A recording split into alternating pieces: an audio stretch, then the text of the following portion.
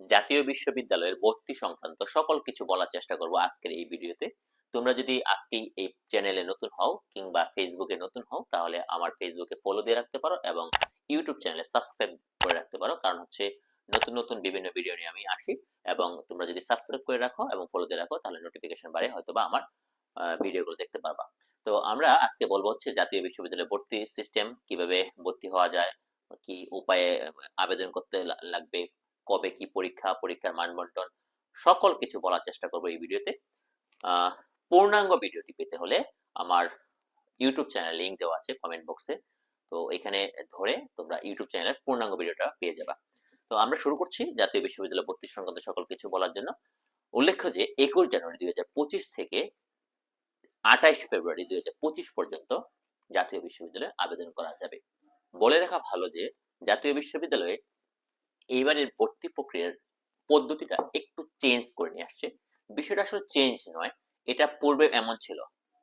এমন বলতে গেলে জাতীয় বিশ্ববিদ্যালয়ে গত 5 থেকে 10 বছর যাবত ভর্তি হতে গেলে কোনো ধরনের পরীক্ষা, প্রার্থীদের কোনো ধরনের পরীক্ষা দিতে হতো না।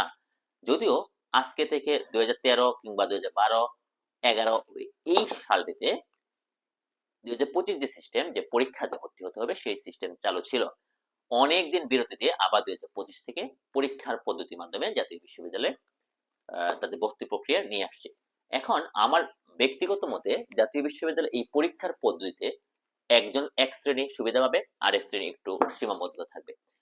কিছুদিন আগে 2022 শিক্ষাবর্ষে খুব সম্ভবত এসএসসি এবং এইচএসসি এই দুইটা মিলে জিপিএ 7 পেতে হলে, মানে যদি 7 পাওয়া যায়, তাহলেই শুধুমাত্র জাতীয় বিশ্ববিদ্যালয়ে ভর্তির জন্য আবেদন করতে পারতো। কিন্তু এখনকার সময় আমি ভিডিওর মাঝখানে বলবো, দুইটা মিলে মানে এসএসসি জিপিএ এবং এইচএসসি জিপিএ দুইটা মিলে 5 কিংবা 5.25 হলেই ভর্তির আবেদন করা যাবে। এটা হচ্ছে একটা সুবিধা। আর অসুবিধা হচ্ছে আগেরকার সময় যখন কিনা একজন প্রার্থী তার রেজাল্টের মাধ্যমে আবেদন করতো, তখন তার মাথায় বা মনের মধ্যে চিন্তা হতো না, ভর্তির নিয়ে কোনো চিন্তা হতো না, তার রেজাল্ট নেই, সে সরাসরি ভর্তি হতে পারতো। কিন্তু এইবার জাতীয় বিশ্ববিদ্যালয় কর্তৃপক্ষ পরীক্ষা পদ্ধতি নিয়ে আসছে। এখন আমি বলবো আসলে পরীক্ষা পদ্ধতি সকল কিছু নিয়ে।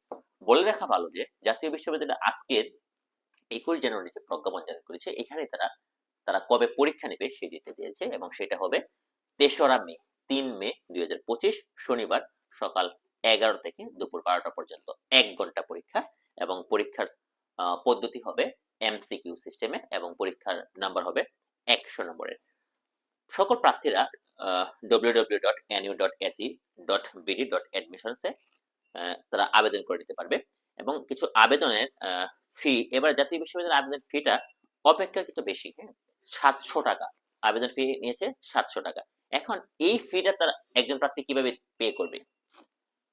একজন প্রার্থী যখন কিনা আবেদন করে, তখন সে একটা নির্দিষ্ট কলেজে আবেদন করবে।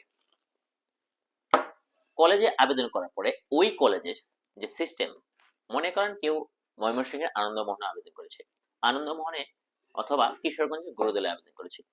তো গুরুদল কলেজের আবেদন সিস্টেম বিকাশের মাধ্যমে তাদের পেমেন্ট করা যায়। স্ব কলেজ রয়েছে, যে যে কলেজের বিকাশের মাধ্যমে পেমেন্ট করা যায়, সে কলেজে বিকাশের মাধ্যমে পেমেন্ট করা যেতে পারে। এবং বিকাশ ছাড়াও সংশ্লিষ্ট কলেজে গিয়ে সরাসরি প্রার্থী টাকা জমা দিতে পারবে। ভর্তি প্রক্রিয়ার সিস্টেম হচ্ছে একজন প্রার্থী এসএসসি নাম্বারের মোট নাম্বারের 40% মানে 40%, এবং এইচএসসি পরীক্ষার মোট নাম্বারের 60%, এইভাবে কর্তৃপক্ষ 100 নাম্বার বাছাই করবে। এবং প্রার্থীর ভর্তি পরীক্ষায় এমসিকিউ নাম্বার এই দুই যোগফল, মানে ওইখানে 100 আর হচ্ছে তার পরীক্ষায় 100, টোটাল 200 নাম্বারের মধ্যে প্রার্থীকে যাচাই করা হবে। এছাড়াও জাতীয় বিশ্ববিদ্যালয় কিছু পদ্ধতি রেখেছে। আমরা জাতীয় বিশ্ববিদ্যালয় এবার বলে দিয়েছে কোন সায়েন্সের স্টুডেন্ট মানে বিজ্ঞানের স্টুডেন্ট কমার্স কিংবা মানবিক শাখা আর্টসে যেতে পারবে না, কিন্তু আর্টস কিংবা কমার্সের স্টুডেন্টরা বিজ্ঞান শাখা যেতে পারবে। যদিও বাস্তবে তা হয় না। তো এখন যেটা বলেছিলাম ভিডিওতে, 2023-24 শিক্ষাবর্ষে তাদের জিপিএ ন্যূনতম 2.5 হলেই জাতীয় বিশ্ববিদ্যালয়ে আবেদন করতে পারবে। যদি না কেবল এর আগের বছরের 2021-22 শিক্ষাবর্ষের কোনো পরীক্ষার্থী থাকে, তাহলে তার 2.5 মানবিক কিংবা ব্যবসা শাখা এবং বিজ্ঞান শাখা 2.75 হলেই সে ভর্তি প্রক্রিয়ায় আবেদন করতে পারবে। তো যারা যে শিক্ষার্থীরা মানবিক শিক্ষার্থী তাদের সাবজেক্ট রয়েছে প্রায় 16টি সাবজেক্ট।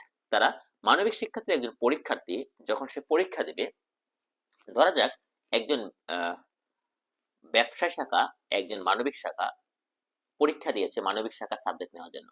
সেক্ষেত্রে কর্তৃপক্ষ মোট পরীক্ষার্থীর 70% অগ্রাধিকার পাবে মানবিক শাখা এবং 15% পাবে ব্যবসা শাখা। অনুরূপভাবে যদি কেউ সায়েন্স ফ্যাকাল্টিতে পরীক্ষা দিতে ইচ্ছুক, তাহলে এখানে বলে রাখা ভালো সায়েন্সে বিজ্ঞান ব্যতীত অন্য কোনো পরীক্ষা বিজ্ঞানে অনার্স করতে হলে অন্য কোনো সাবজেক্টের পরীক্ষা দিতে পারবে না। তাই বিজ্ঞানের যারা সায়েন্সে পরীক্ষা দিবে তারা 100% অগ্রাধিকার পাবে।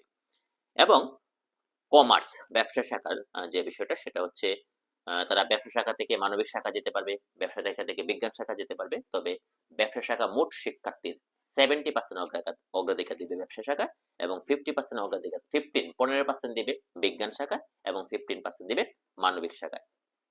উল্লেখ্য যে ব্যবসা শাখায় 4টি বিষয় রয়েছে: মার্কেটিং, ফিন্যান্স, হিসাব বিজ্ঞান, ব্যবস্থাপনা। এবং বলে রাখা ভালো বিজ্ঞান শাখায় মোট 17 না সরি বিজ্ঞান শাখায় 10টি বিষয় রয়েছে অনার্স করার জন্য। এখানে অনলাইন আবেদন করার কিছু নিয়ম রয়েছে। যখন কিনা একজন অনলাইন প্রার্থী আবেদন করতে যায়, তখন তার ছবি, তার এনআইডি কার্ড নাম্বার, সকল কিছু ডকুমেন্টস নিয়ে পাশের বা কাছের যে অনলাইন দোকান সে নিশ্চিন্তে আবেদন করে নিতে পারবে। এবং আবেদন করার পর 700 টাকা দেওয়ার যে পদ্ধতি সেটা ইতিপূর্বে বলা হয়েছে, আমি আবারও বলে রাখি। যে কলেজে একজন প্রার্থী ভর্তি হতে ইচ্ছুক এই কলেজে গিয়ে দিতে পারবে, আবার ওই কলেজে যদি বিকাশের কোর্স সিস্টেম থাকে সেই সিস্টেমে দিতে পারবে। এখন প্রশ্ন আসে, একজন প্রার্থী কয়টি কলেজে আবেদন করতে পারবে? একজন প্রার্থী প্রাথমিকভাবে একটি কলেজে আবেদন করতে পারবে। একজন প্রার্থী এখন প্রশ্ন থেকে যায় যে একজন প্রার্থী কিভাবে ওই কলেজে ক্যান্ডিডেট হবে বা ওই কলেজে কিভাবে চান্স পাবে। জাতীয় বিশ্ববিদ্যালয় কর্তৃপক্ষ প্রত্যেকটা কলেজের জন্য আলাদা আলাদা মার্কস নির্ধারণ করে দিবে।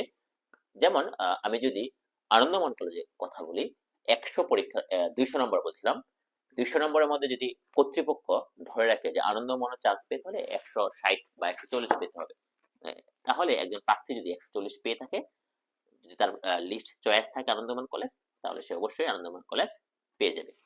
এক্ষেত্রে প্রশ্ন থেকে যায়, যদি না কেবল একজন শিক্ষার্থী পাশ করেছে কিন্তু 140 পেল না, 120 কিংবা 130 পেয়েছে, তখন এই শিক্ষার্থী কি করবে? তখন এই শিক্ষার্থী প্রথম রিলিজ দিবে, সে আরেকটি কলেজে আবেদন করতে পারবে। তো যখন নাকি আরেকটি কলেজে আবেদন করতে পারবে, তখন অবশ্যই সেই কলেজে প্রার্থীর নির্দিষ্ট যে বিষয় রয়েছে ওই বিষয়ের সিট খালি থাকা সাপেক্ষে আবেদন করার প্রয়োজন। এখন প্রশ্ন আসে যে একজন শিক্ষার্থীর কয়টি বিষয়ের উপর আবেদন করতে পারবে? অনলাইনে আবেদনের সময় একজন প্রার্থীর বিপরীতে যতগুলা সাবজেক্ট আসে, প্রার্থী ততগুলাকেই আবেদন করতে পারবে। এখন বিষয়টা হচ্ছে তারা 700 টাকা যে নিয়েছে এটা আসলে কিভাবে নিয়েছে তার একটা প্রশ্ন থেকে যায়। জাতীয় বিশ্ববিদ্যালয় এভাবে 700-র মধ্যে 450 টাকা জাতীয় বিশ্ববিদ্যালয় কর্তৃপক্ষ নেবে, কলেজ নেবে 150 টাকা এবং কেন্দ্র ফি যেখানে শিক্ষার্থী পরীক্ষা দেবে সেই ফি নেবে 100 টাকা। এই হচ্ছে মোট 700 টাকা।